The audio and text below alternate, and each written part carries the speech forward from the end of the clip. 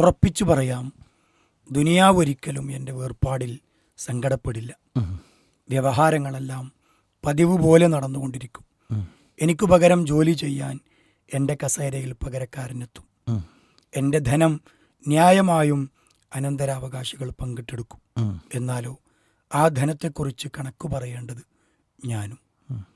വളരെ ചിന്തനീയമായ ചില വാക്കുകളിലേക്കാണ് ഇന്ന് പ്രഭാത പ്രക്ഷേപണത്തിൻ്റെ ഈ ഒരു ചിന്ത എന്ന സ്ലോട്ടിലൂടെ നമ്മൾ പ്രേക്ഷകരെ കൊണ്ടുപോകുന്നത്. യഥാർത്ഥത്തിൽ എനിക്ക് സന്ദർഭത്തിൽ ഓർമ്മ വരുന്നത് ഒരു ചരിത്രമാണ്.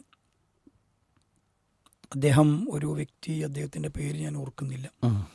അദ്ദേഹം ചില ഖബറുകൾ സന്ദർശിക്കുന്ന വേളയിൽ, സിയാർത്ത് ചെയ്യുന്ന വേളയിൽ അവിടെ വെച്ച് കൂടെയുള്ളവരോട് പറയുന്ന ഒരു വാക്കുണ്ട്. ഈ ഖബറിലുള്ളവരെ കുറിച്ച് ഞാൻ അങ്ങേയറ്റത്ത് ആശങ്കപ്പെടുന്നു.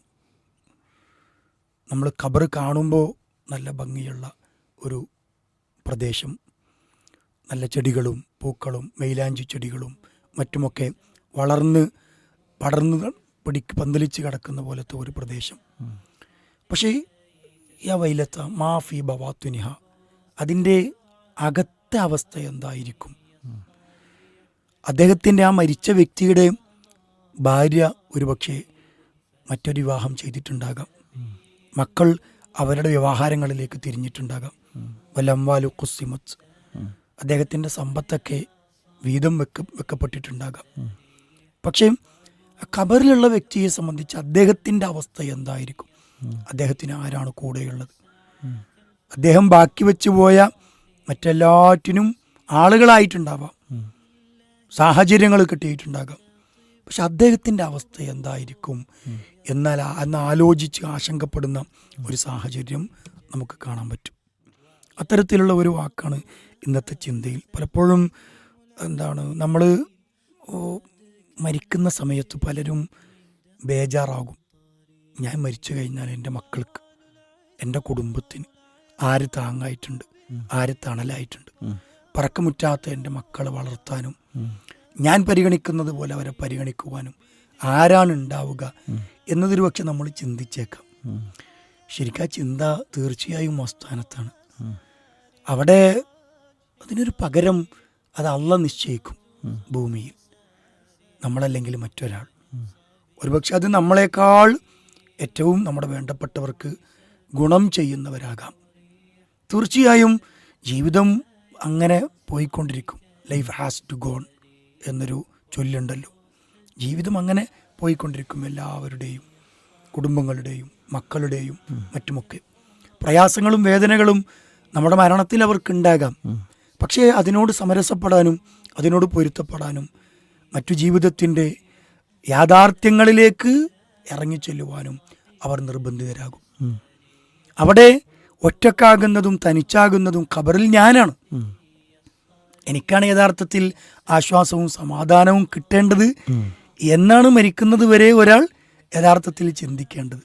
അപ്പം ഞാൻ ഈ നേടിയെടുത്ത സമ്പത്തൊക്കെ, ഞാൻ ഉണ്ടാക്കിയെടുത്ത ഈ ബിൽഡിങ്ങുകൾ, എൻ്റെ വീട്, എൻ്റെ വാഹനങ്ങൾ, എൻ്റെ സുഖസൗകര്യങ്ങൾ, ഇതൊക്കെ കൈവിട്ട് പോകുമല്ലോ, കൈമോശം വന്നു പോകുമല്ലോ എന്നല്ല യഥാർത്ഥത്തിൽ ചിന്തിക്കേണ്ടത്. ഞാനത് നേടിയെടുത്തിട്ടുണ്ട് എങ്കിൽ ആ നേടിയെടുത്തത് കൃത്യമായ രീതിയിൽ നിലനിർത്തപ്പെടണം എന്നുള്ള ഒരു കൃത്യമായ വസീയത്തോടു കൂടിയാണ് ഞാൻ പോയതെങ്കിൽ ഇൻഷാ അല്ലാഹ് തീർച്ചയായും എനിക്കതിൽ അഭിമാനിക്കാം. എനിക്കതിൽ പരലോകത്തും ഖബറിലും ആശ്വസിക്കാം. അതല്ല എങ്കിൽ നേരത്തെ പറഞ്ഞതുപോലെ എൻ്റെ ജോലി ചെയ്യാൻ എനിക്ക് പകരം എൻ്റെ കസേരയിൽ മറ്റൊരാളെത്തും. എൻ്റെ ധനം ന്യായമായും അനന്തരാവകാശികൾ അനന്തരമെടുക്കും. പക്ഷെ ആ ധനത്തെക്കുറിച്ച് കണക്ക് പറയേണ്ടതോ ഞാനാണ്. അപ്പം നല്ലൊരു ഒരു നമ്മുടെ ഇന്നത്തെ ഒരു പ്രഭാതത്തിലൊരു ഹൈലൈറ്റ് ആണെന്ന് നമുക്ക് വന്ന് കിട്ടിയത്.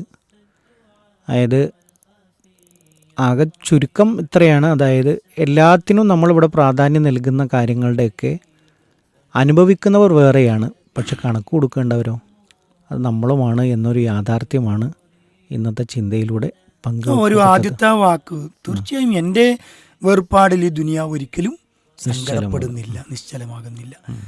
അത് അതിൻ്റേതായ രീതിയിൽ അങ്ങനെ പോകും. അപ്പോൾ തീർച്ചയായും നമ്മൾ എത്തിപ്പെടുന്ന പുതിയ ലോകത്ത്, ആ പുതിയ ജീവിത സാഹചര്യങ്ങളിൽ അതുമായി പൊരുത്തപ്പെടാനും അവിടെ ആശ്വാസവും സമാധാനവും ലഭ്യമാകുവാനുമുള്ള പ്രവർത്തനങ്ങളും കർമ്മങ്ങളും തന്നെയാണ് ആ മരണമെന്ന ഏറ്റവും വലിയ യാഥാർത്ഥ്യത്തിന് മുമ്പ് നമ്മൾ നേടിയെടുക്കാൻ പരിശ്രമിക്കേണ്ടത് എന്ന വളരെ ഒരു ഗുണപാഠാത്മകമായ ഒരു ചിന്തയാണ് ഇന്ന് നമുക്ക് പീസ് റേഡിയോ പ്രഭാത പ്രക്ഷേപണത്തിൽ നമ്മുടെ പ്രേക്ഷകരുടെ മുമ്പിൽ പകർന്നു നൽകാനുള്ളത്.